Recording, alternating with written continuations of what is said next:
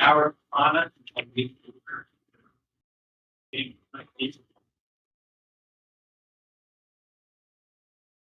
Pledge allegiance to the flag of the United States of America and to the republic for which it stands, one nation, under God, indivisible, with liberty and justice for all.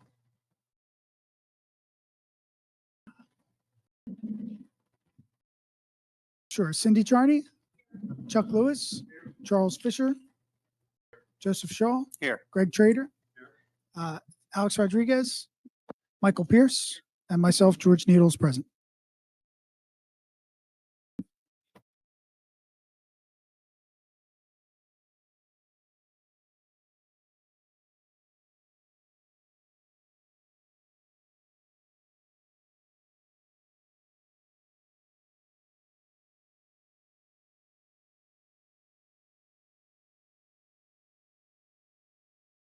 Yes, my name is Mark Dolphin. I live at 1603 Summers Lane. I've been a resident taxpayer there for 35 years.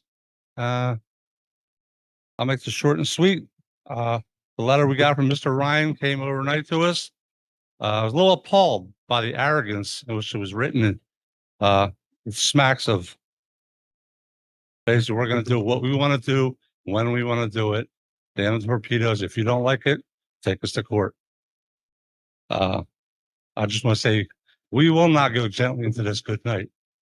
And for the powers that be for this township, please consider this very carefully. You represent us, or are supposed to.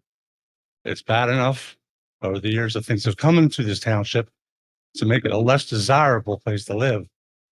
With the burden of taxes, I've seen these large billboards, Walmarts, vape shops is starting to be a little bit seedy, to say the least. I don't know how you might think that this place is going to benefit and enhance this neighborhood in any way, shape, or form, aesthetically, financially, or otherwise. So please give it careful consideration. Thank you.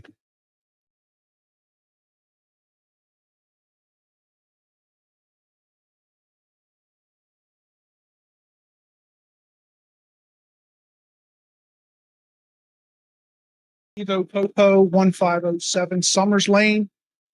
Like to second the statements made by my neighbor. I believe I've told this planning commission many times, this isn't about good faith. This is about money. They had no intentions early on of even going through with the conditions that you guys set forward on our behalf. I spoke about the traffic problems. I spoke about the noise. I spoke about the damage to our property because of construction and how it will not make our township a better township. We have a lot of vacant buildings in the area. That needs to be addressed before you build another. They spoke about how there would be no noise problems. And they did time studies and this and that. And now they're talking about not even putting up the noise barrier and letting trucks run behind the building any hours of the night. I wish I had their addresses so I can park my truck in their freaking driveway after they worked a double shift at 2 a.m. and let it run all night. This township cannot handle the traffic. It's a disaster right now, just trying to go down Chichester Avenue at 5 o'clock. You can't go from here to 95 in under 40 minutes. No fault of yours. The traffic has improved because it grew. We don't need another problem. I don't think this is in half.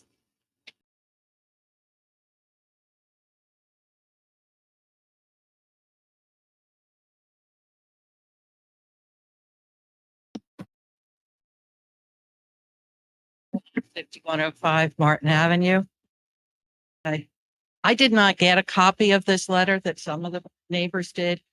Some of them did. I got a screenshot of it. And I read it and it made me very angry that they claimed that, that they had tried to work try to be a good neighbor, and they're wanting to change this because it's an economic reality.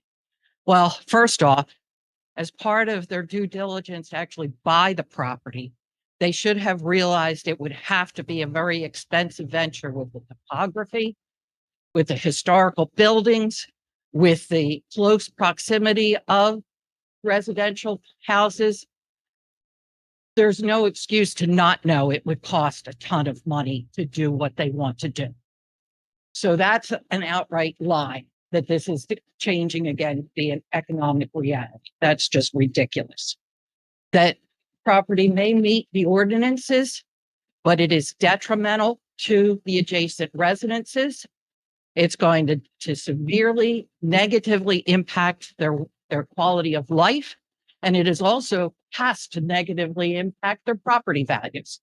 To be able to look out their back door and roughly 100 feet away is this 200+ foot wide in one direction building, and even dug down 15 feet, it's 25 feet high.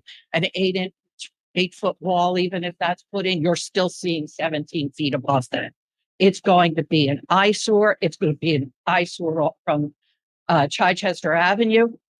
You know, there's nothing about this that is a good thing for the community. There's also, you know, a lot of states are implementing environmental justice regulations. And while this isn't an environmental thing, it's a similar kind of idea where because these residences are small, they figure they can get away with shoehorning something massive and detrimental into the neighborhood. So that's what I want.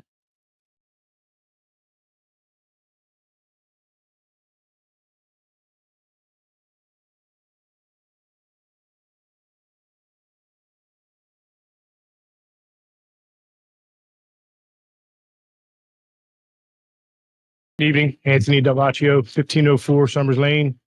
I too got that letter. Calling us neighbors, I think is, I don't even know what to say about that. I don't want to be neighbors with these people.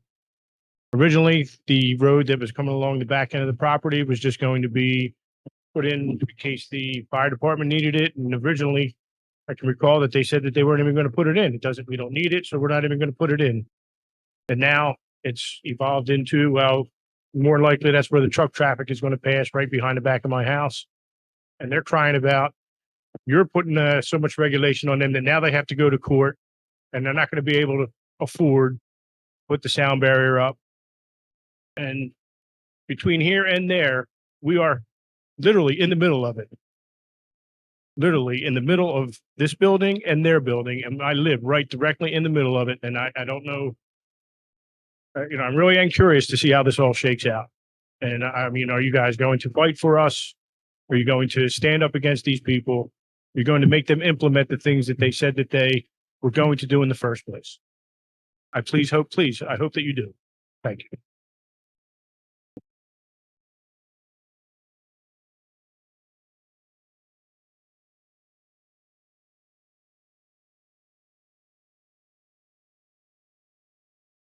Hi, everyone. I'm Robert Morrison. I live at 1606 Summers Lane. And I'm looking at the drawings. First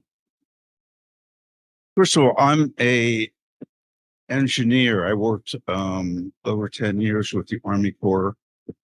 And I don't see where the water is draining off, where the sewage is going anywhere, except down along a retaining wall to my house. So I need to have them send me drawings so that I can look at it and see where all this water is supposed to go. Does anybody know that now? There's nobody here that can tell me that? Is there like a sewage system that's going to be put in?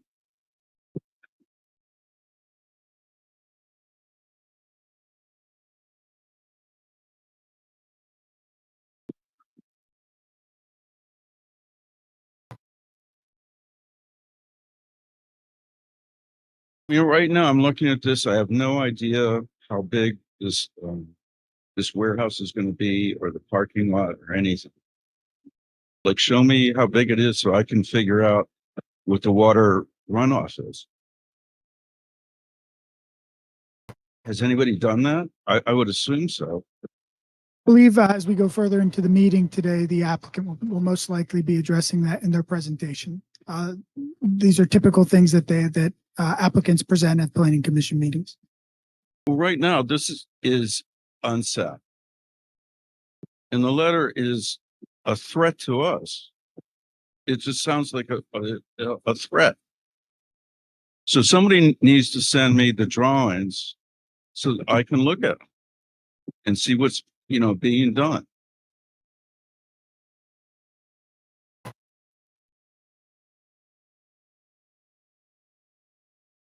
Okay. If you can send that to me, that'd be nice. All right, that's all I had to say. Is this, I just do not approve of this threatening letter. And it's not showing, if you look at the drawings, it doesn't show, where the water's going, like is it going down to 322? I would assume so, because that's downhill. How is this being worked out? Does anybody know? Everybody in the room seems like they don't know. Thank you.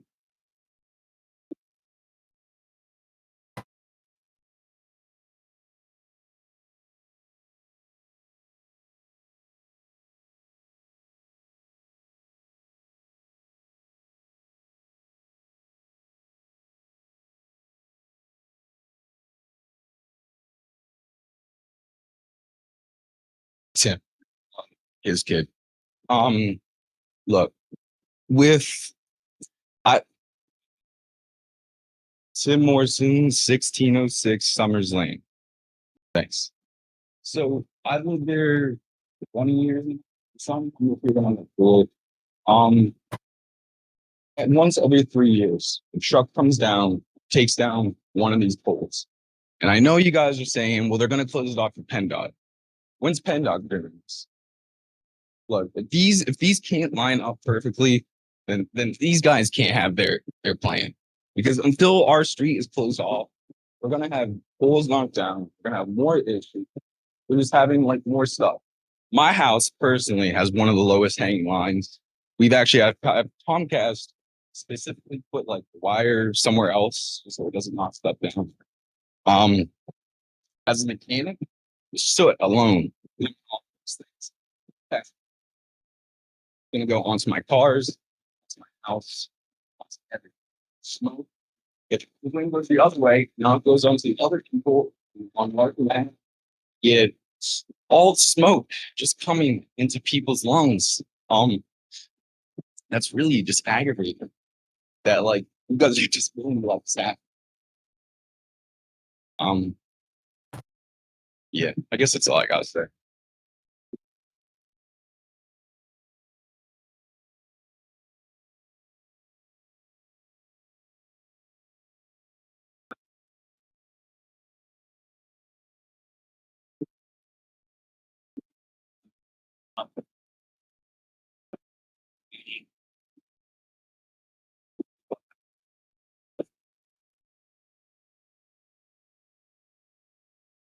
With that, I'd like to look for approval of the minutes for September Planning Commission meeting.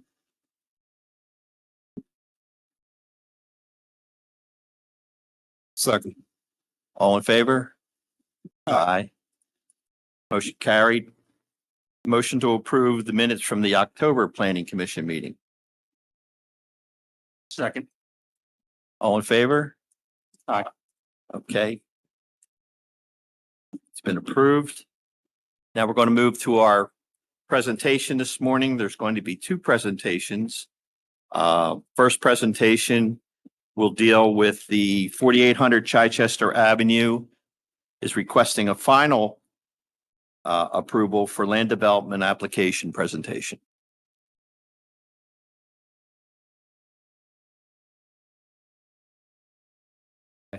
My name is Scott Spazanski. I'm with Inland Design. I'm the engineer that completed the final plans for 4800 Chichester Avenue.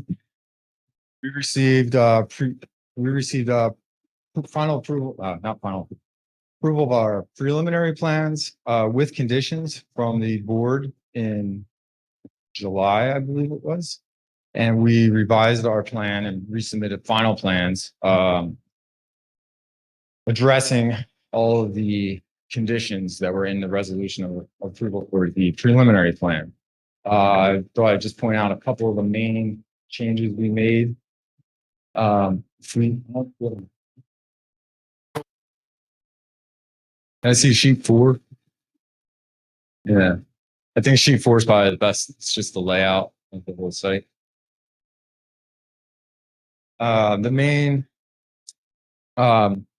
The conditions on the resolution were mainly addressing all the township professionals review comments, mainly the township engineers comments.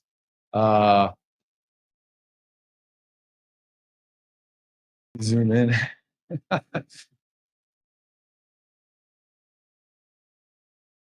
So one of the main changes that we added to the plan was a emergency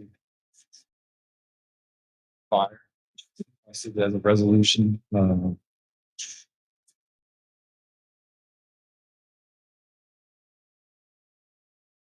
So this is the site zooming in a little. This is the building. We added a emergency entrance here, which would be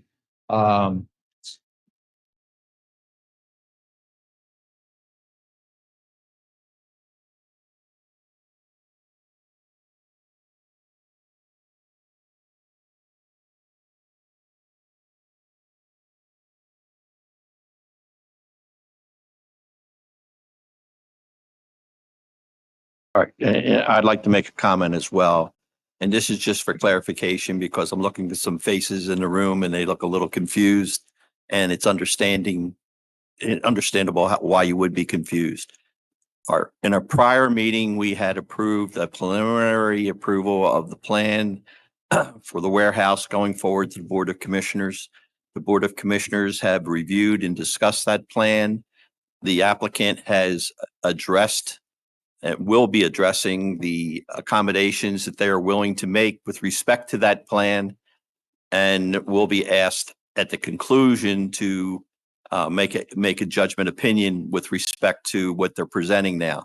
This is not the final plan. This has nothing to do directly with the letter you received, and honestly, I haven't seen the letter, so I don't know what you received.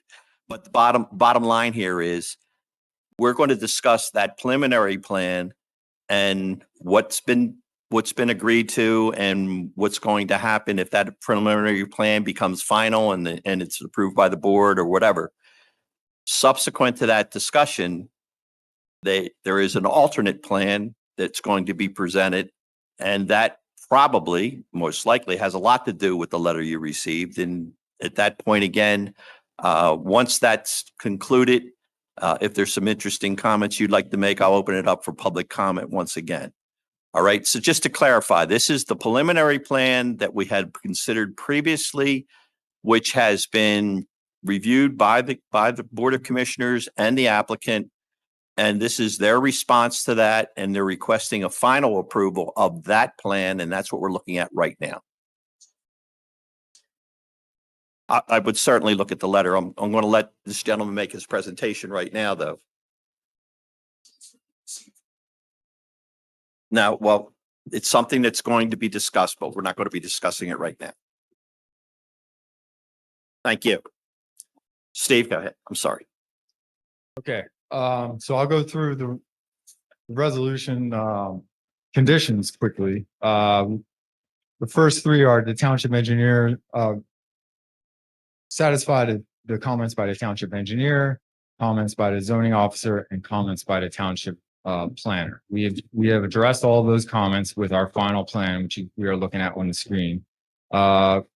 Condition number 4 on the resolution was to add an emergency access on Chichester Avenue. We have done that that emergency access is located here. The main entrance with intersection with Chelsea Parkway is over here. We have an emergency access that will be chained off with a Knox box key that the fire department will have access to unlock the chain and ball on the bollards in case they need to access the site in the event that the main entrance is blocked off. Item or condition number 5 on the resolution was to satisfy the comments of the fire marshal. The fire marshal had previously requested we have fire hydrants on all 4 corners of the building, and we have that. We have proposed that. And he also required access, full access around the whole building. And we have that with a 20-foot wide driveway that is its signage designates it to be one way going counterclockwise. Comments from the planning commission meeting on July 28th. We have addressed all of those. I don't have a list of those comments up here at the podium with me. But we addressed those comments. Condition number 7 is comments by the Delaware County Planning Commission. We addressed their comments. We resubmitted to the Delaware County Planning Commission, and they sent us a positive review letter on the final plan we are looking at now. Resolution condition number 8 was compliance preservation of the historic structures on the site. So we are proposing to relocate the existing farmhouse on the site, which is being relocated to this area here, which will be it'll have its own accessible parking, accessible pathway to the building, and we are proposing to weatherize the building so it does not deteriorate any further until a suitable tenant is found to occupy the building. So we're saving the relocating and saving the existing farmhouse. Condition number 9 is to comply with the zoning performance standards at the time of occupancy. Add notation that we will comply with the zoning performance standards, and that notation has been added to the plan. It's in our general notes, and resolution condition number 10 was comments by the Southern Delaware County Authority, and that's the sewer sewer review, and we have complied with all the requirements by the sewer engineer, and we have applied to DEP for our sewer planning exemption, which is standard Act 537 application that all developments have to go through. So that is in process with the sewer engineers and DEP. Resolution condition number 11 was to obtain a Pennsylvania HOP permit, and that is in process. Our traffic engineer is here. He has recently resubmitted the plans with PennDOT to satisfy all of their comments, and the township engineer has been copied on all of those submissions as well.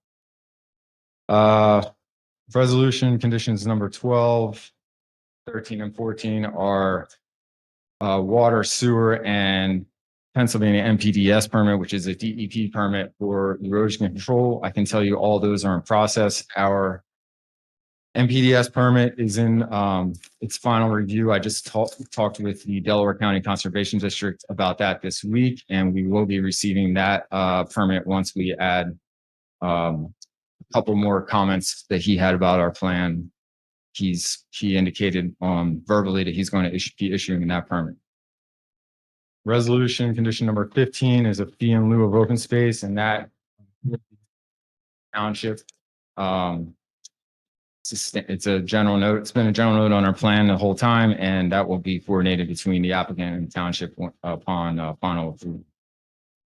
And then the last comment is about developers agreement, stormwater management agreement, and municipal improvement security agreement, and those will all be negotiated and coordinated between the applicant and township upon final approval of the plan. I pointed out we made our resubmission to the township engineer. We received comments, and we resubmitted again last week, addressing all of his final comments in our most recent review letter. And I don't know if you want me to go through those, but we specified the sound wall detail. We added we corrected a lot of notations on the title plan so that the title plan was correct to the new right of way that has been conveyed to PennDOT already for their expansion project in the future that's coming in the future. And we've been coordinating with SEPTA, the bus stops, where the bus stops will be improved and not improved. That's all in, it's all been coordinated with PennDOT and SEPTA. And that's been communicated with the township engineer. I don't think there's any other items in our most recent review letter that's really major changes. It's more just buttoning up little loose ends on the plan. And we're here to answer any questions you have about this final plan and hopefully get a recommendation for final approval to the board for this final plan. So essentially what I hear in your recap is that you're in compliance and or agreement with everything that had been previously recommended by this board and with what was discussed with the Board of Commissioners, with the exception of a couple issues that were left on the table that you couldn't have a meeting of the minds. Is that correct? Yeah, we feel that this plan is in compliance with all the resolutions from the preliminary approval and our two most recent letters from the township engineer. Okay. We feel we've addressed all the comments that have been asked of us. Alex, would you like to respond to any of the comments that were just made?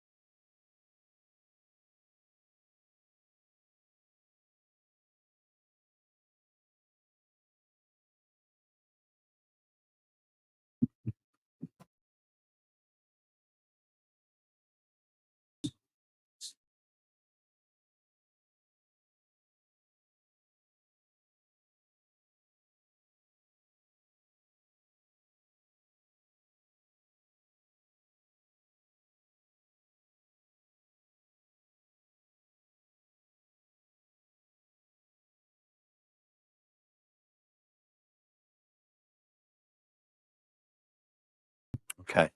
I have a couple comments, but I'm going to reserve them for a second. We have any comments from other people on the board here? No. Not for public comment yet. Thank you. We don't have a list of the planning commission conditions, and we didn't talk about them specifically in your presentation, but I believe one of them had to do with the noise ordinance and no truck traffic between 10 PM and 7 AM, if I have the times right. Are you saying now that you are in agreement that there will be no truck traffic after 10 PM? So this final plan is subject to the Board of Commissioners approval resolution. We are trying to demonstrate compliance with that. That resolution of approval incorporated the Planning Commission's recommendation of a restriction from 10 PM until 7 AM. Unless or until a court were to determine that that was inappropriate, yes, we are subject to that restriction, and this final plan would be subject to that restriction. Okay, I have another question. This is Inland Design's response dated November 8th, 2022. Item number 8, where you talk about elements of the barn may be reused on site. Does that mean is that based on the decision of the architect, or is that based on the decision of the township when you use the word may? Who is that referring to as far as a decision maker as to what elements are used and how they're used? Consistent with our letter during preliminary plan approval, we intend to make all of the materials from the barn available to the township or to the historical society, or the barn in its entirety. You're welcome to it. To use however you choose. When we do final architecture of our building, if our architect believes that there's a way to incorporate some of those materials, whether it's interior or exterior, we may do that. But that would be really left up to our architect when we do the final design of the building. Otherwise, as we stated in our letter, the entire barn and those materials are going to be made available to the township and the historical society for use as you see fit. Thank you. All right, thank you, Cindy. Chuck?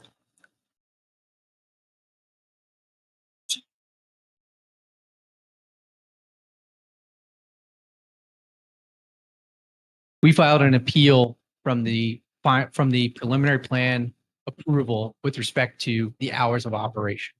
That was our primary appeal issue. We don't believe that that's appropriate. We believe we demonstrated compliance with the ordinance. That's the only one. And we originally were quite honestly taken back by the emergency access. It had not been part of the discussion throughout the entire process. But as you see, we were able to comply and change our plan to meet.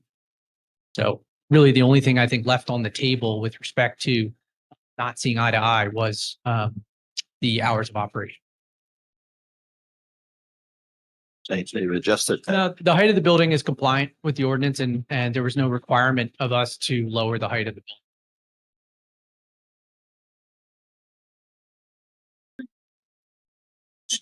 There was a recommendation certainly by the planning commission to consider trying to have a smaller building, I think was what was the language that was used. And it is possible that when we have a final tenant, that height may change slightly.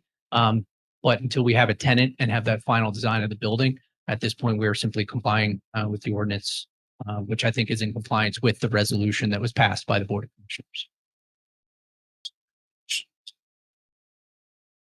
I believe we have, yes. Joseph? The house, I know we talked a lot about when we moved the house. There's not really anything that I've seen. Are we building a foundation when we move the house, or how exactly, you just talk about it's going to be weatherproofed. It's, you're going to make sure it's maintained. Is it going to have a foundation? Is it like, how far are you going with the house? I met with Max with a couple of building movers on site, and essentially we'll have a foundation. It will be excavated around. We'll put a frame under it to move it, and then it gets moved to its new location when it's they basically move it to the new location that the elevation is going to be at, and they construct the foundation up to. So yes, it's going to be proper. It's going to be set on a brand new foundation at its new location. Yeah, it's a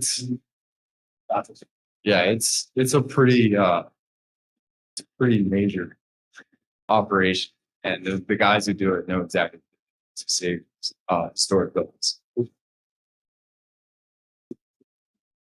Mr. Trader? Put your speaker on. Yes, so in looking through some of this stuff, I'm still not clear about a sound barrier. Was that something that you guys had agreed to? Yes, this final plan has the 8-foot tall sound barrier along the property line. So it'll be an 8-foot tall sound barrier. Yes, sir. And where will that be located?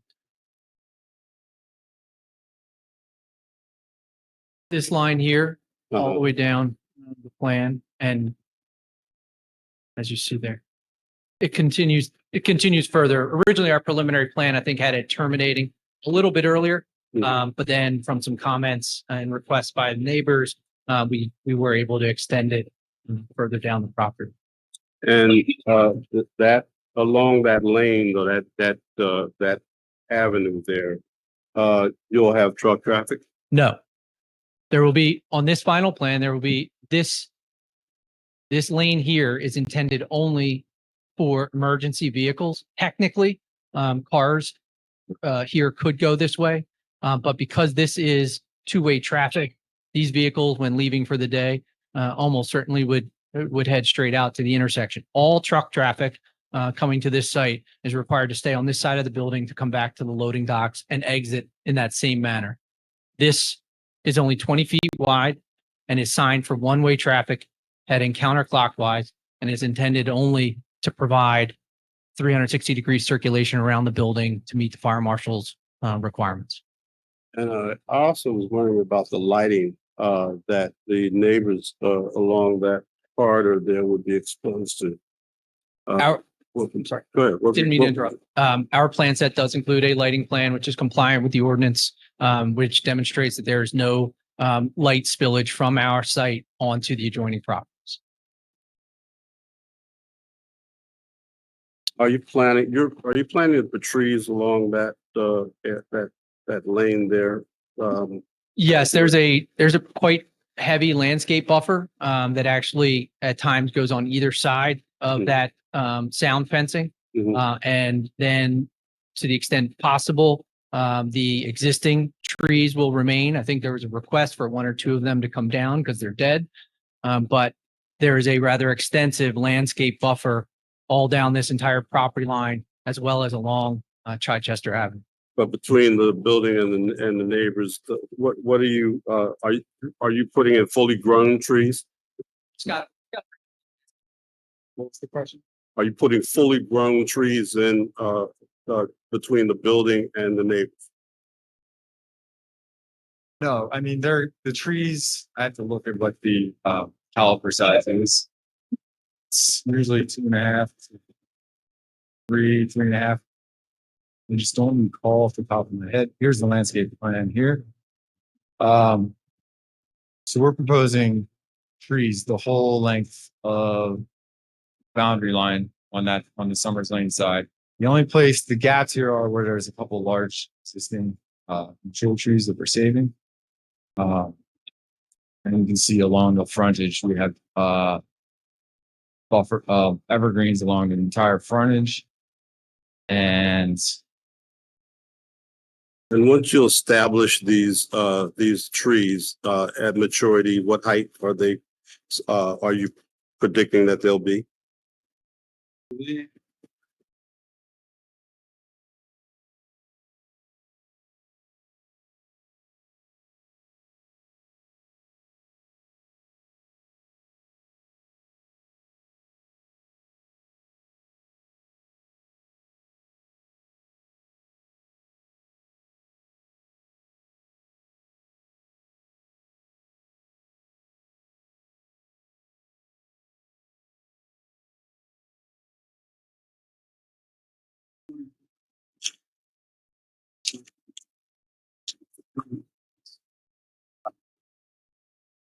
And the height of the building on that side that faces the neighbors, the height of that building will be what?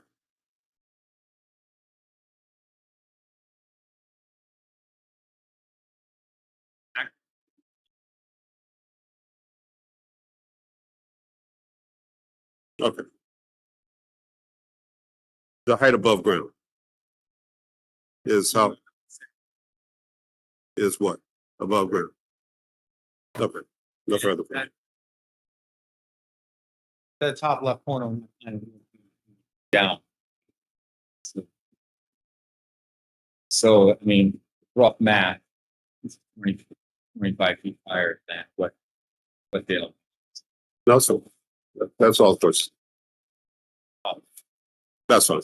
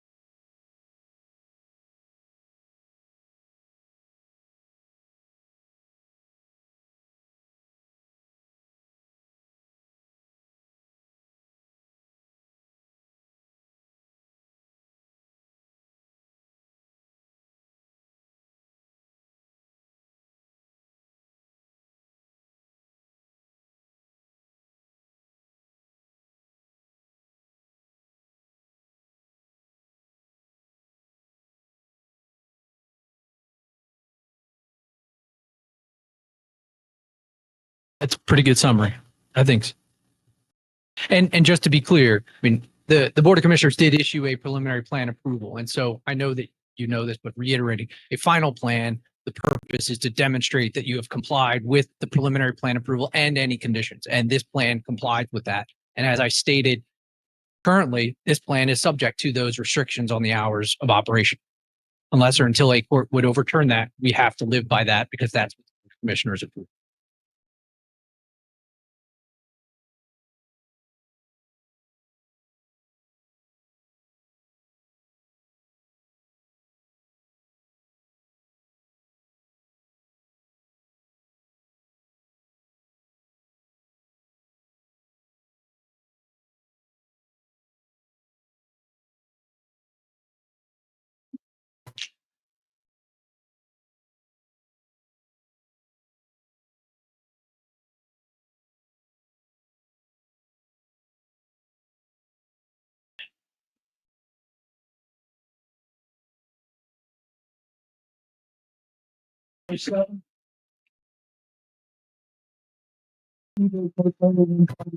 Summers. The one that I gave you basically says if you don't approve that, we take you to court and do what we want anyway.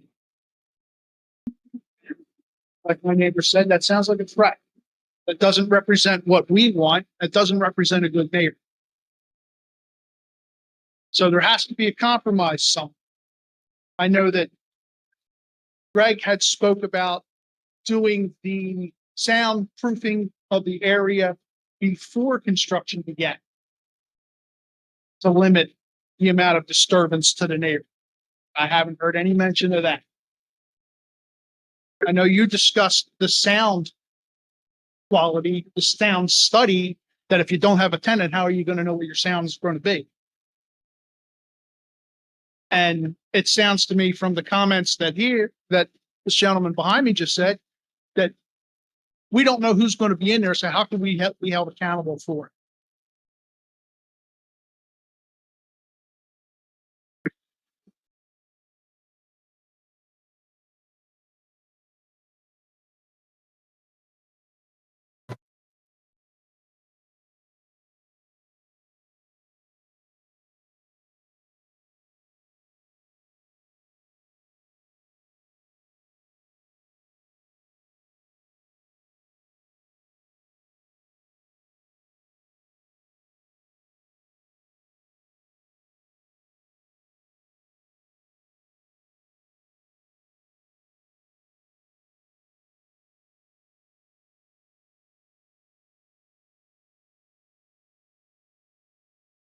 How's that going to be enforced?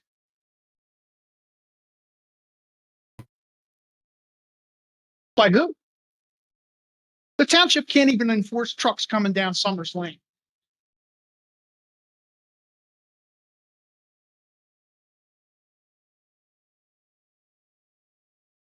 And sir, I understand what you're telling me, but I understand it's going to regulate that. Nobody's going to enforce it, just like nobody enforces half of the other things that go on in this. You made the comment before about trucks going down Chichester Avenue. I'm telling you, trucks are going to come out of this lot. They're either going to go down to 95 or down Summers Lane or Creek Parkway to go out to 202. There's no other way. What's going to handle the truck? What's going to handle the traffic? What's going to handle construction traffic? Those roads weren't meant to handle that kind of. The township has outgrown the roads. That map there doesn't demonstrate how wide 322 is going to be. Is that going to interfere with them moving the house? Is it shown on the plan? What's it, 60 foot on one side?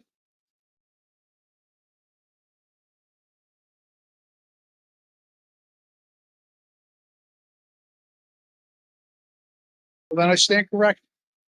But still, the noise. There's no way to regulate. There's no way to regulate the trucks coming up and down.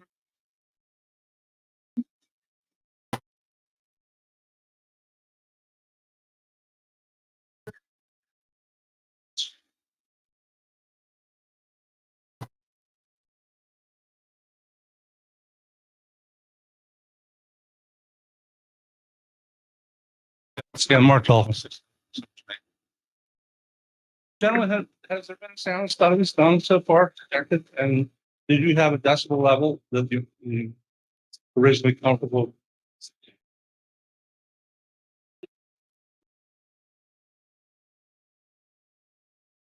And what is, do you have a number on that compliance? Level decibel wise?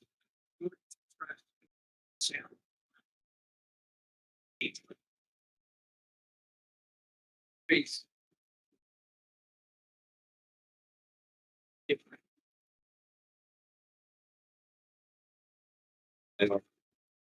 And so. Be clear, be clear. Five. So, at least you believe that. And represent that to his opinion, right? Understand.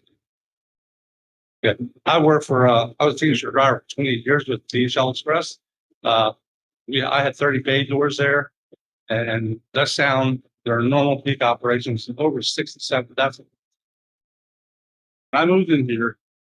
I could hear livestock, horses, cows, whatever, during the night, just doing their business. There's no way, especially if you're going 24 hours of operation, that's not going to put a unreasonable burden on this neighborhood. It's just not so. And you're going to have out there, how many trees you put, how far down the hill, there's going to be light spillage. We have it, we were promised at the field, the sports complex. Oh, no, it's fine. Those lights stay on sometimes 24 hours a day. They light up our neighborhood all the way down past Martin Lane. I don't know how the woman has a house there. It must peel wallpaper off her walls. It's so bright, I please hope that you can find it in your plans to curtail your late night hours of operation. Like I say, with forklifts, how many bay doors is going in here? 11 or 12. Okay. So not as much as I thought it would be, but with forklifts, normal opera, it gets loud. And especially we're kind of tucked up in the woods there. That noise carries. I can stand on my front door and he can stand across that field and he can hear me. So with all, tractor trailers coming in, brake brakes, whatnot, it's going to be loud. 322 project, they gave an estimate of, I think, around 67 decibels. Now they're taking that 60 foot up. I'm trying to get a sound wall in with them, speak with them because that project been delayed too. He said he would be open to reconsider another study. That's why the residents right next to there moved overnight. They heard that. That's when the football, that's not here there, your project. Your primary entranceway is going to be off the place across from Chelsea. I'm sorry, Chelsea Parkway. You come right across the street in, not 322. Okay. So and there you go. You have a lot of traffic up and down there with that light. So you anticipate 10, 15, 20, 30 trucks rolling in certain hours at night, or they're like one at a time?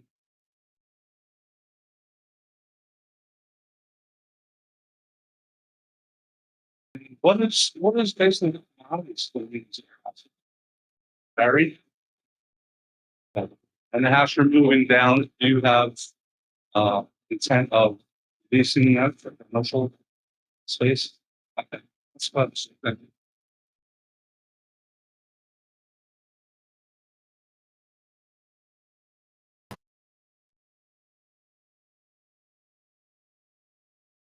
Maureen Wall, 5105 Martin.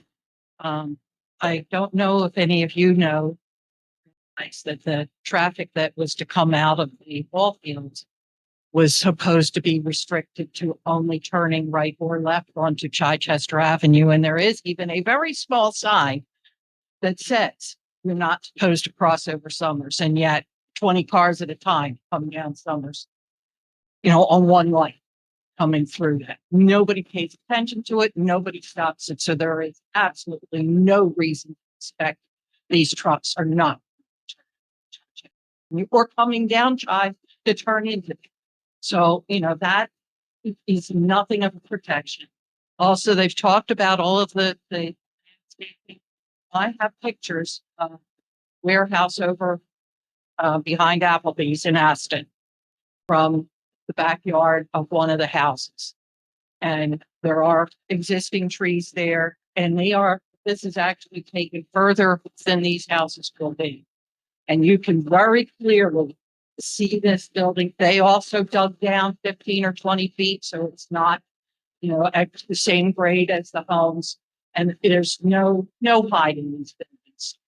They're very clearly present. They're very clearly an eyesore to the neighbors in there, and they're further away than this.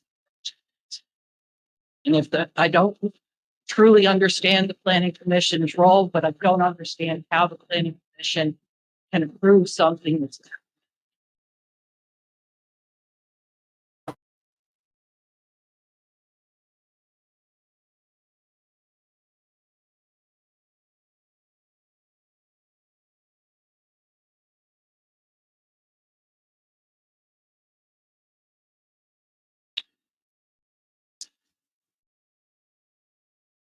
Tim Morrison, 1606 Summers.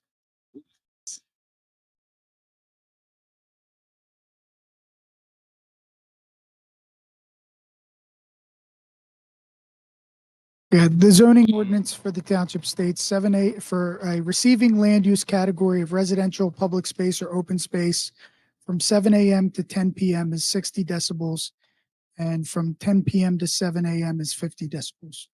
All right. How many people in here can drive a manual? 10 p.m. to 7 a.m., 50 decibels. That's what the law is.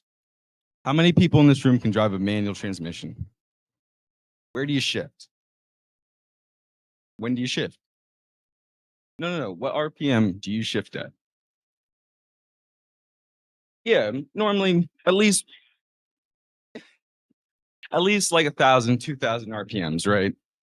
A semi truck idling produces about 60 decibels. Going 1,000 RPMs will produce anywhere from 70 to 80 decibels. Now I get distance diffuses in a little bit, and your sound test said it kind of worked, but like, is that really compliant?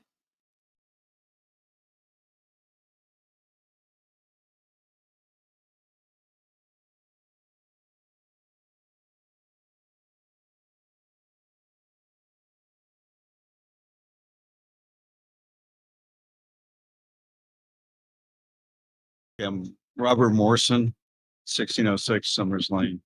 One of my biggest problems is trucks going down Summers Lane. Twice I've had the power line going to my house ripped off, and I had to have it fixed. And it shouldn't happen. And we put like those big orange balls or whatever across. I know there's a sign that says no trucks, but I mean, we need something there to like stop trucks from going down that street. So now if they build this, there's going to be more trucks, right? We got to make sure that the lines don't get broken. I had my Comcast line, which I really didn't care about getting broken as much as the power line. Just power line, you have no heat, you got nothing. And you have no water, basically no hot water. I mean, we really need to look at that. If we're going to have all these big trucks and they want to get on 322, and get to 95 or whatever, they can't go down Summers Lane. We need to put some kind of something up there so that they see that they can't make it down that street. So that needs to be done. I mean, I have no heartache with this. I mean, I do with the noise and all that, but we can't have big trucks go down and wipe out the line going to my house. That's, thank you. That's all I have.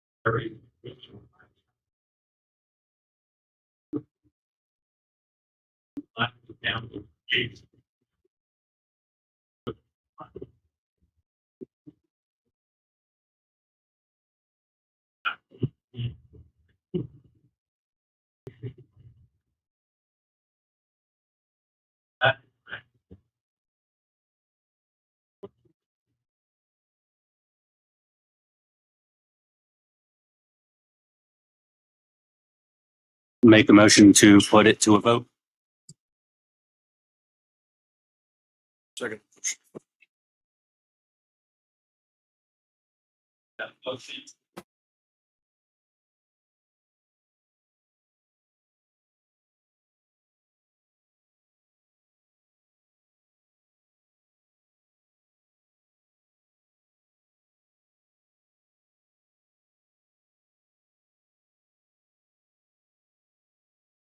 If I could say something, um, given my experience and efforts regarding preservation of the farm, I'm going to abstain from the vote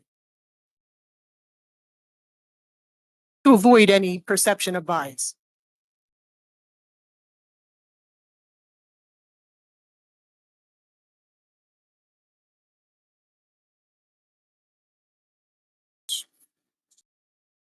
Yes. No.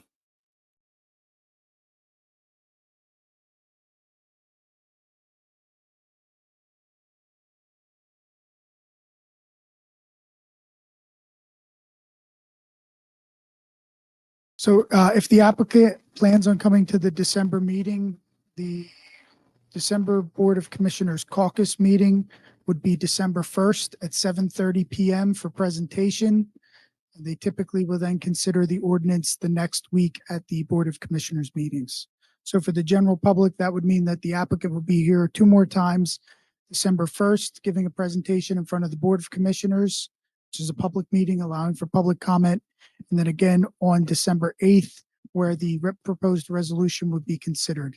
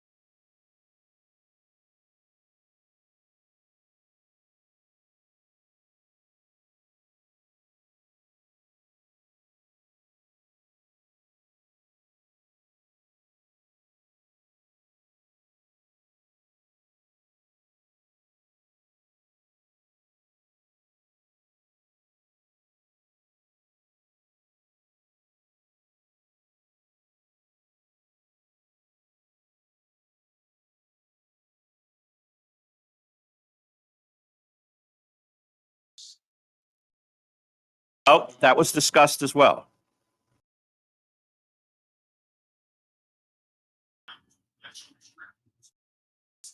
Right.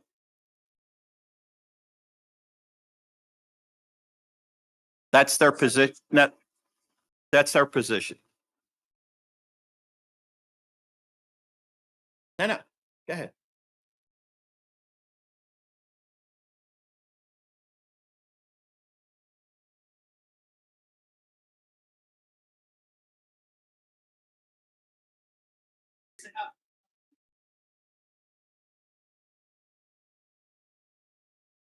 No, no, with respect, they have to be in compliance with what the court recognizes as the limitations or conditions associated with sound. Everything else is in play. It's approved. All right, so that's that plan. That plan now has been voted on by us here on Planning Commission, and it's going forward to the board. That's left up to the court or an out of court settlement or whatever helps down the road. Go ahead, Bob.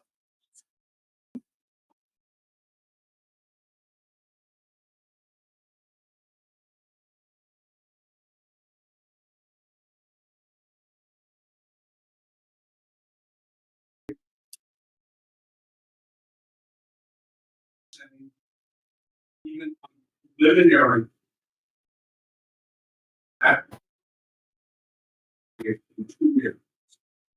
One was the hours obligation. Two was the requirements for the units. Sound and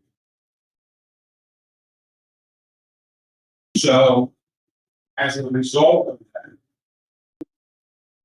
and all the other conditions were there, but the other conditions they have agreed to, with the exception of those two.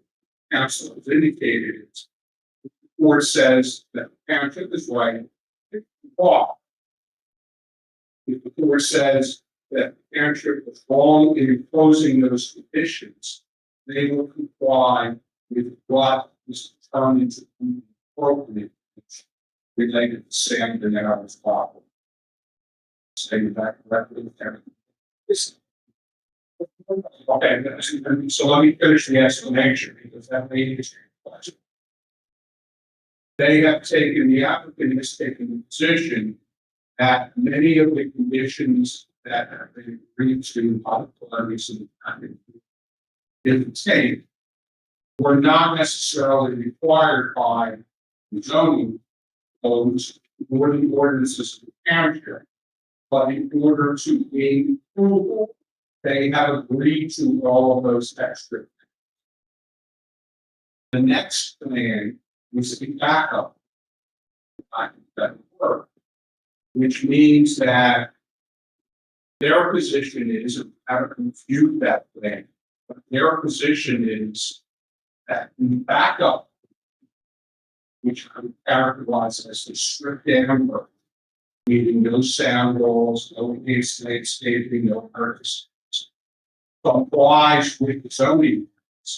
So if they don't get their approval on the negotiated package, then they come in with what they consider a by right, meaning that they don't have to have any.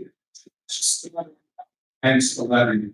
That's what I was waiting for the right opportunity to explain. I think that that's what the position was going to be, and that's what I explained to the commission as to why they were having these second petition. So essentially that means that if people characterize it, well, we're going to do what we want. What they're going to do is they're going to do within compliance with the orders. We're not going to get all the different things because they don't have it. So I think that that's where some of the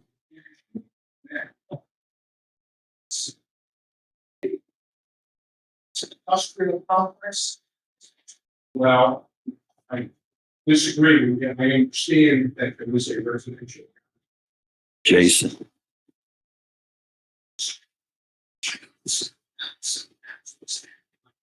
And that's the year that preceded me. It's, I just don't.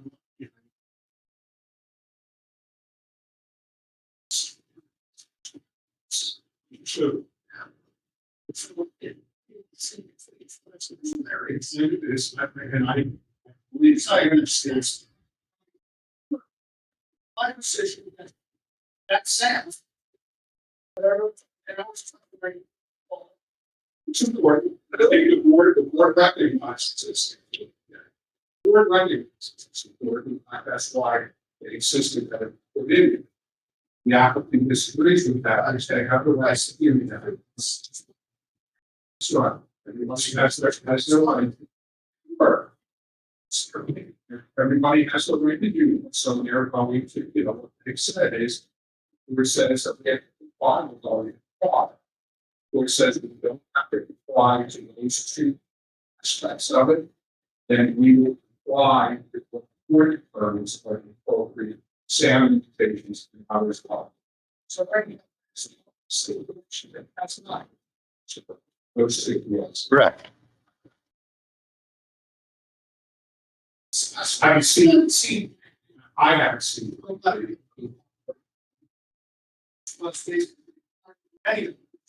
Well, I mean, they have that right to proceed. So, just, you know, I'm going to ever say that it does. I'm just listening, just trying to explain to you. I understand posture.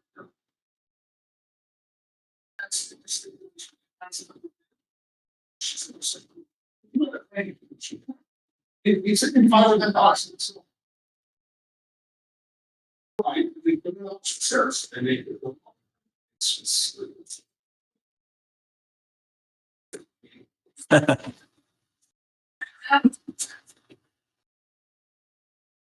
So that's the pursuit. So you're. So we pass on, say that. By the letter. Let's see, I think that was. Really work. And then I see the letter. Now that.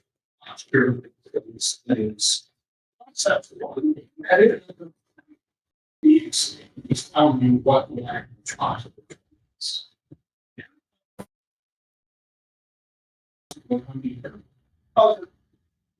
Try.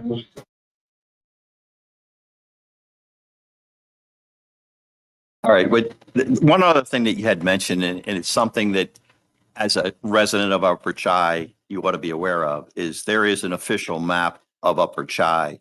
And that official map has the various zoning designations for every particular area within the township, whether it be residential, commercial, industrial, et cetera. And Mike, I have no idea when this was changed from what it ever was to industrial, but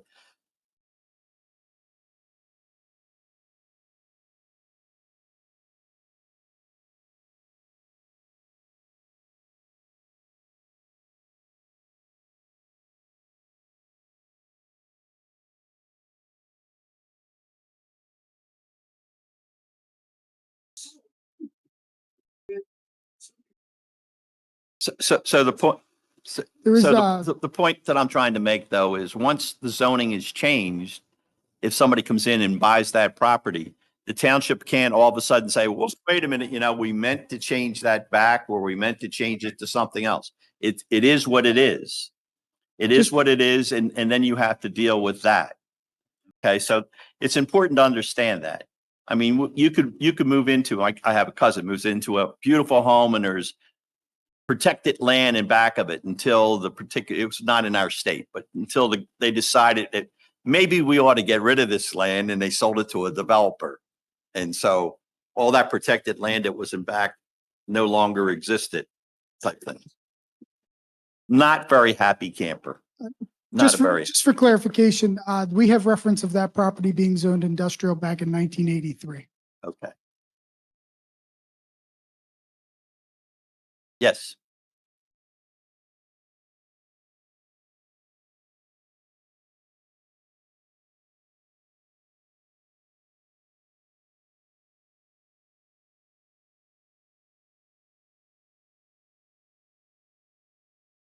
I was living here at the time. I was not involved in township government. I have no idea. No idea. Poor Joe wasn't born yet, so. No idea. I did.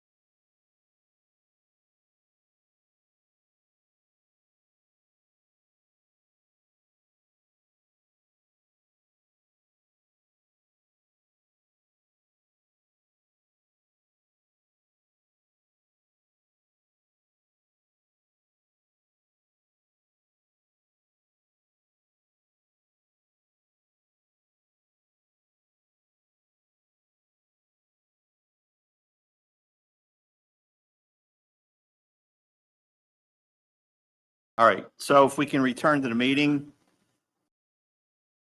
We have another presentation for 4800 Rochester Avenue. And so if you'd like to make that presentation, it's fine. So I was going to spend a minute or two kind of explaining what I think the intent was in that letter. I think your solicitor has pretty well summarized it. but to just have us say it as well. Before you now, if we can even bring that up, that'd be great, is a new preliminary. It would look obviously very similar to a plan you have previously seen. This plan, we believe to be in compliance with all of the applicable codes. And we intend to process this plan at the same time as we are processing the final. And again, the intent here is to comply with all of your codes. We would still be subject to the noise ordinances as they apply. And we still have very substantial buffering requirements and a number of other requirements that apply to the site. But a number of the improvements or some of the improvements that are on the final plan that we just saw are no longer on this plan. Because we believe in part, and I will have Mr. Ryan will speak to it in more detail. In general, we believe that we came before the township in good faith and said, this is an industrial property. You bought it in reliance. The fact that it was an industrial property with the intent to develop it consistent with your codes. And we understood that we were going to have impacts that township wasn't excited about. Obviously, our residents weren't excited about. So we engaged in discussions with all of the stakeholders and tried to implement some things that were over and beyond what the code required and put those onto our plans because we thought we were in agreement that while people may not love the plan, may not like the plan, that we had compromised. And when we got to the end of the line, that compromise, as far as we were concerned, got thrown out the door. And restrictions were placed on us that we did not believe were appropriate. And restrictions that are going to cost my client a tremendous amount of money. And if my client is going to have to spend a lot of money to defend our position and potentially lose a lot of money by having tenants that cannot comply with those restrictions, well, they have to consider an alternative. And the alternative is the plan that has been submitted. I understand that to many of our neighbors, that comes off as being a threat.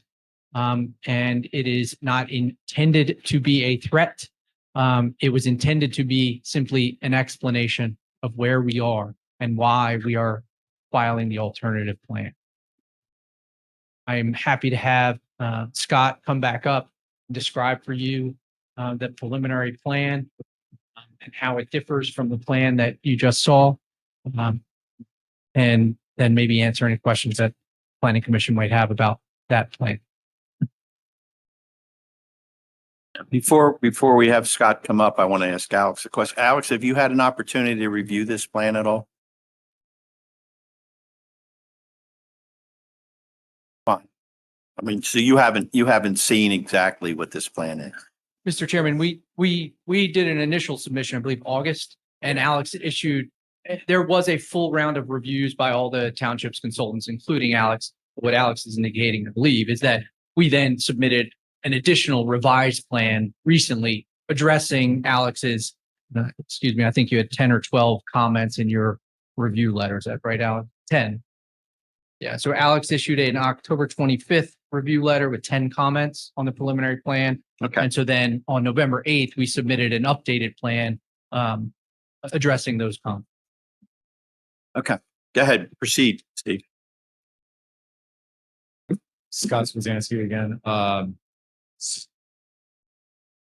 Yeah, so we did get a review from Alex, as stated. Let's get a good view going here for you. So in Alex's review letter, he had 10 comments. Just go through them quickly. His first comment was that a sound wall must be shown on the plan, and I'm clarified, I think everyone's aware now, this plan, we are not proposing a sound wall along Summers Lane buffer area. The comment number 2 is about concrete sidewalk and curb being shown along the entire frontage of Chichester Avenue. We do comply with that. The property line stops. Our sidewalk extends approximately 96 feet past where the property line ends. This is where PennDOT has taken for their bridge expansion plans of 322 there. Comment 3 was about coordinating a field meeting to determine repairs that may be needed on Chelsea Parkway so that that can be negotiated with the applicant in the township. We have our traffic engineer, myself, and the township engineer have met at Chelsea Parkway and reviewed those conditions.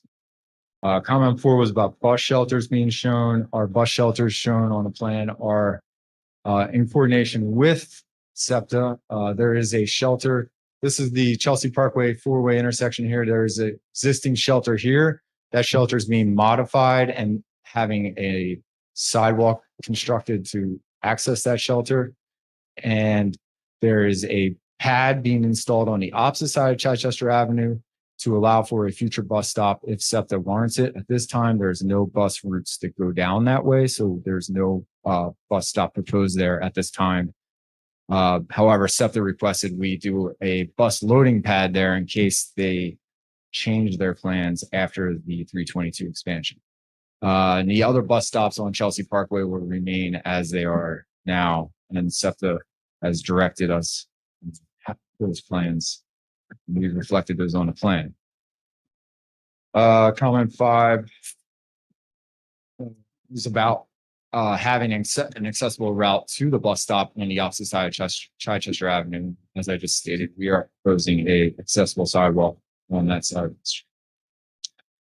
Comment 6 was clarifying, giving a readable copy of the PennDOT proposed grading for the 322 project. The previous submission had a plan that was not kind of hard to read, I guess. It's a big project and PennDOT gave us a big plan and we tried to blow that up so the township engineer could review that properly so that you could see that our project does not conflict with PennDOT's plans of their expansion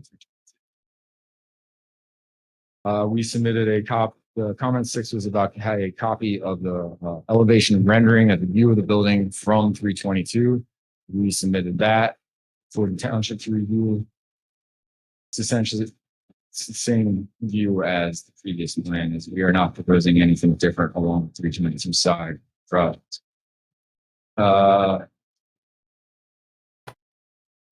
8 was, oh yes, we submitted, we updated the latest coordination with the township's historical committee. Our plans for the historical house remain the same on this plan. We are proposing to relocate the house to the location south side of the project, near the entrance with the Chelsea Parkway intersection. And then number 9 is about sewer coordination with the Southern Delaware County Authority and DEP, and those are in process with those organizations. And comment 10 was about requiring copies of the PennDOT permit and the DEP NPDES permit for our files. So the main changes I'll point out on this plan, I already pointed out that we have no sound wall proposed. The other change is the front parking area has been changed to the one-way parking area with angled parking. And this will require all traffic that parks here will have to exit via the rear truck loading dock area. It will need to circulate around the whole building, so exit going out the Chelsea Parkway intersection. So those are the main changes. It's just the sound wall, and then our front parking area configuration has changed to be angled parking and one-way with one-way circulation around the whole building in the counterclockwise direction. Yeah, truck traffic is not required. It's still going to be not allowed to enter the front parking area, and trucks will have to access the rear truck area on the southern side of the building and then exit the same direction back up.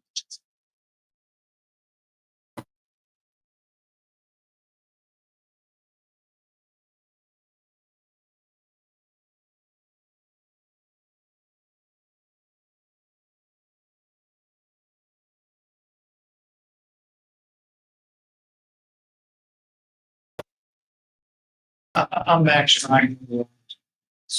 I want to talk more about the sound wall. So confirm that trucks actually don't qualify. Sound. Sounds, I'm curious. That's a trend. So, what we warrant, the sound level. We again have to meet the sound levels. We think we could do that fast. We did the sound wall study. We included trucks voluntarily. But we don't think trucks. I'll tell you that you're worried about off hours use. We've got about 35 or 40 facilities like this. I really don't have any operations there around the country that operate off hours. I do have a few operations that occasionally do something off hours, which is why it's off-putting to some prospects to have. It's very difficult to believe a developer, put something in writing, but I'll give you three examples. We have a government user who deals with confiscations. Occasionally has to take a vehicle in overnight, depending on like a raid and things like that. I've got a t-shirt company who was in Florida. If they were in Philly, they would have, when the Phillies surprisingly made the World Series, probably would have made t-shirts overnight for 2 or 3 days and got them out the door with a skeleton crew very quietly. But restricting their use would have been a problem for those operations. And the last group I can think of is also in the Florida warehouse. They about every week or two take a large piece of equipment from a cross-country shipper that, because of the delicate nature of it, often arrives and parks whatever hour they arrive, traveling 2,500 miles. So the idea for us that there's hours restriction, which isn't in the ordinance anywhere, nothing we knew when we bought the property, is a deal breaker. We just can't live with that. I can tell you that there's no interest in anyone running a primary business overnight. Doesn't happen in any of my facilities, but there might be an occasion why they have to do something and they have to do it within the sound ordinance. So the whole purpose of this alternate plan is because that's just the one that we consider that an overreach. And it's a restriction we would like lifted. I can tell you, I'd be happy to voluntarily leave the very expensive sound wall and proceed with the plan we just talked about if we can lose that noise constraint. I mean, that hours of limitation constraint, which should mean we far exceed any sound problems on the site. But if that remains, I want to reserve the right to pursue approval of this plan and perhaps make it our primary. And it's not spite. I look at you all and, I have a lot of respect for you. I have a project right next to my house that frankly I hate. And I go to the meetings. And I look at all of you on the board. In my opinion, my humble opinion, your job is to push the developer to comply and hopefully get some things out of them, that are hot buttons, but not to go too far. Because if you go too far, it ends up in litigation. And the reason I wrote that letter, I don't think anyone's read my company. We are transparent, we are open, honest, and you all showed up tonight. I think we would be viewed more dishonestly if we did this plan that I have without publicizing, because I want you to know as I sit here that this delay will cost us a great deal of money, hundreds of thousands of dollars.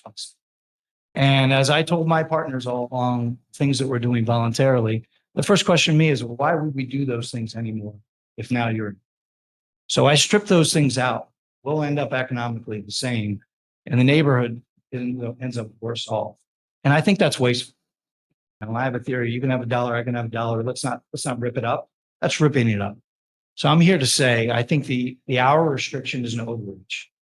Everything else I get. We're happy to do a pound of flesh. You pushed us. I'm proud of people may not like the project. They should be proud of how far you pushed us and things you got out of us. We're happy to do it. But if I don't get that hour restriction lifted soon, I will likely possibly reserve the right to go to this plan, which will be cheaper for me to build and offset that economic impact. But it's not going to help the neighborhood, and I'd prefer not to do. So I'd ask you to consider it. And know that in no way do we feel that we can threaten any neighbors. We wanted everyone to be informed. It is confusing. It's even more confusing now that you hear me speak probably. But there's an opportunity here to have the great project that you all just voted on and all the sound walls and landscaping attributes, and we can be a good neighbor. Alex can tell you that we've got a lot of projects around here and we're a first-class owner. But the hour restriction, in my opinion, was, when you talk about give and take, it was a grab. It was a little too much. And so that's it. So, Okay, thank you. that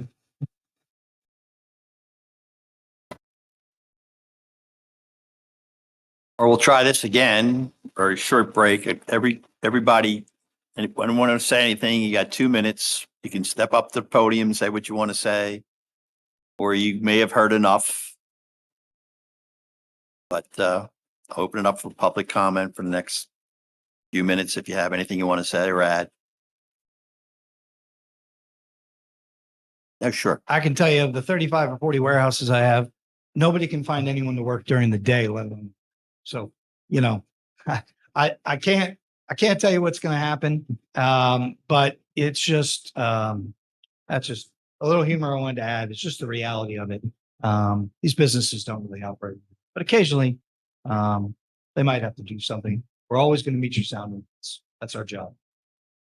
Now, if anybody here wants to apply as a warehouse manager, you can shut it down at 7 o'clock at night and tell everybody to go home. You might get fired the next day, but at least you'll have one quiet night.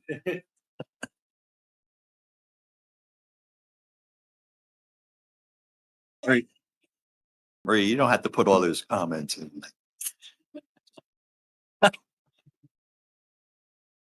Right, law 5105. If you don't think that letter's threatening, you need to read it. Okay, for one thing, it's little over 1 page long and it's all one paragraph.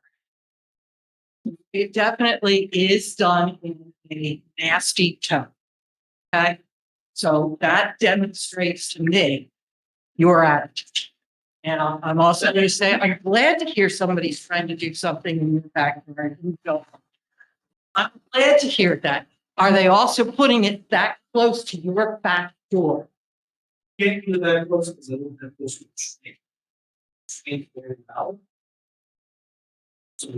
But if they took the trains get abandoned all the time. Yeah, and then they take that out and put that size of a building that close to your house. You would not want it. You would fight it tooth and nail like we're trying to do. They may have the legal right to do this, but is it the moral? And I want you guys, all of you, to think of it that way. That this is not what you would want to live. Was this the right decision to buy a property that had all of the problems that it had? And go ahead anyway and didn't.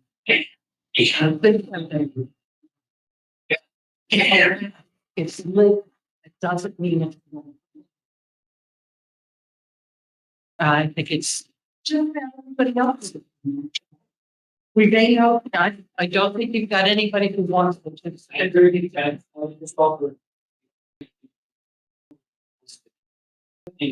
make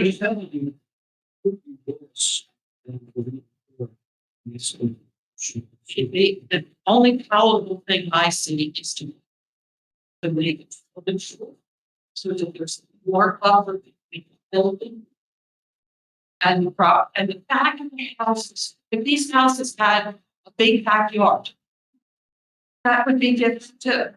But these are smack up against the house. We're standing there, you know, I don't understand how close this is with the second row of car parking that faces this building.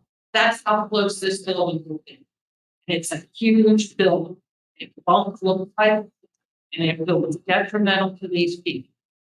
And you need to sleep with that. All right, thank you.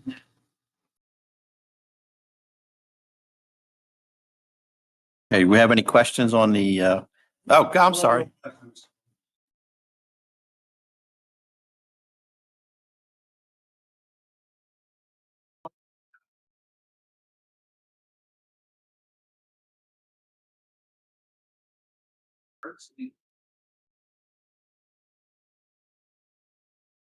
Well, let's just say that she expected. But so we're just within left halfway slides and wide for. Yeah, that we use, a lot of hats. It's like, that was something happened, then storage should follow. What are we have to do with that? But we have the resources. No.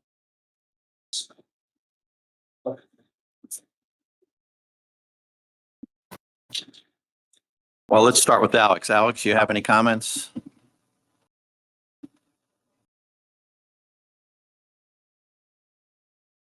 Okay, fine. Cindy?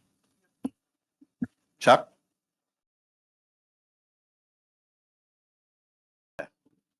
I have a lot of comments.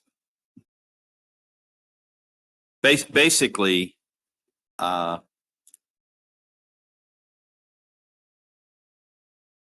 sometimes I don't get my way at home, you know. And I've been a manager and or in charge a lot of times most of my life. But at home, it's a little different.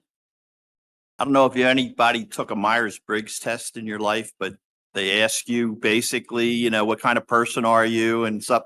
And I always ask the question, is that at home or is that at work? Because I think your decision process and your decision model is different. And when I look at this and I understand the attempt here, put a separate plan up for consideration and strip it down and say, you don't like this, take this. And my wife's never come to that when she's asked me to change my mind and take things away and whatnot. And I think one of the problems that we have in society today is the inability to compromise with respect to concerns of opposing parties. And we tend to either decide one way or the other way. And this presentation of plans is one way or the other way. And it's a little hard to take the second plan. I totally understand the by right rules. And I understand what you can and take away, so to speak, with respect to the items we had discussed in the first plan, for instance, the sound wall. All right. And seek approval for that plan accordingly. My concern is, was it necessary to go to this extent to try to prove a point? If, in fact, you're on the precipice of you're either right or you're wrong and you're waiting for a decision and or a compromise or some kind of compromise from the board on the first plan. I'd be thinking that maybe we should take a while to look at the second plan before we would make a decision on the second plan. But honestly, if we were going to look at it right now, I can put this to a vote and you'll have both have a second preliminary plan to discuss with the board. I don't know how the board feels about that going forward with the vote right now. Or have a discussion about some of these things.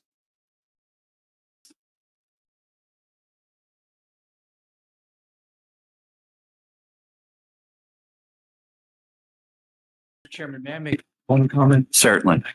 Been very patient. this evening and many other nights.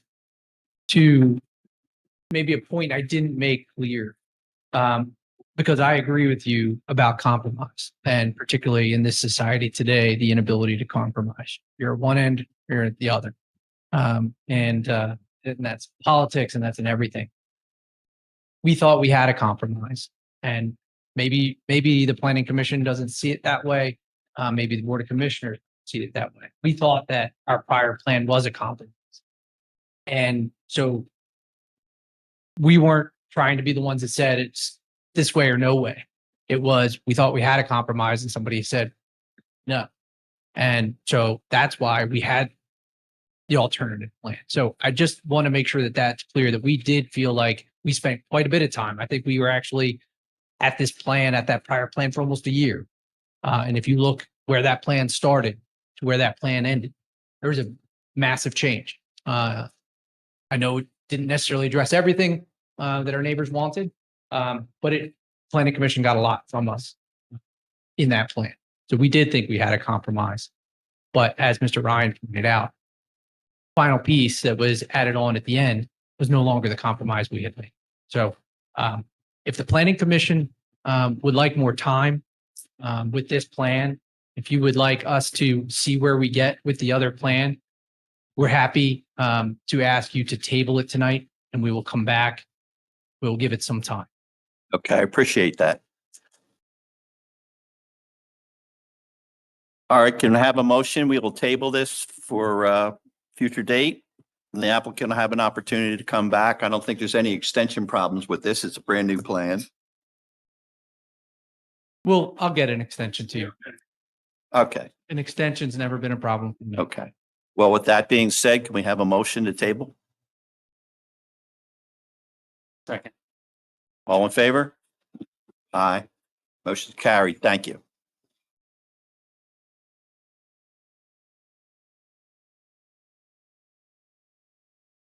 Chairman, is it okay if I make an off the record comment about this after meeting?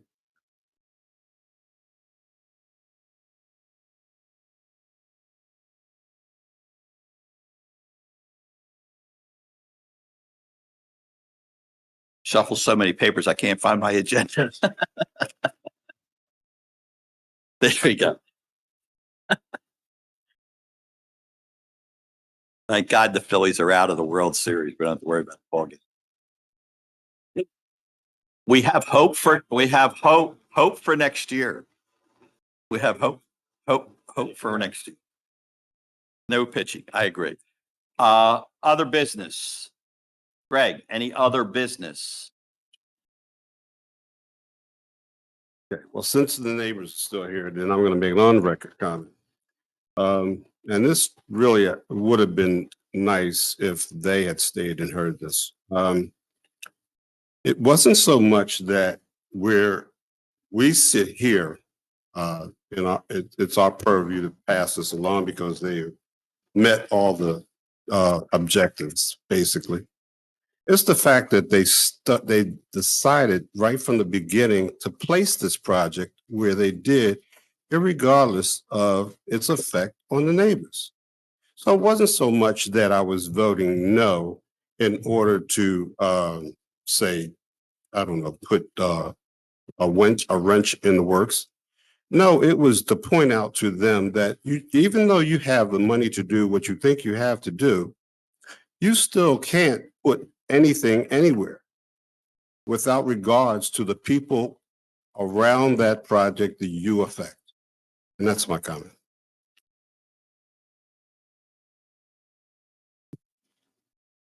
Joseph.